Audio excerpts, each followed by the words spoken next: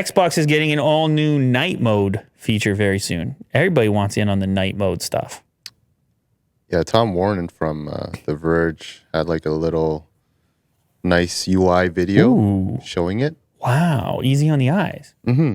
This seems like beyond a typical night mode because it also seems to put change the blue light. Yeah, the color temp. Color temp, yeah.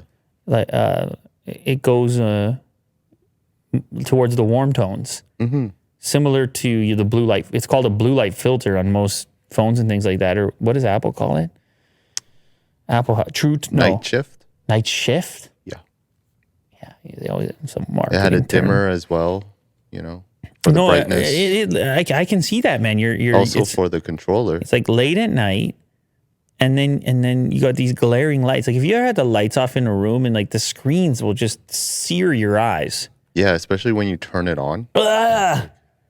I mean, it's part of the experience, but it's nice to have another option. If you have this thing on all the time and you can have a more subtle version of it. It's kind of like when you're in your car. Mm-hmm.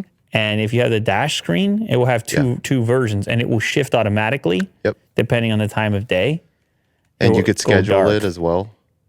That's cool. At the time. So the only thing here is there's no incentive for power consumption or anything like that.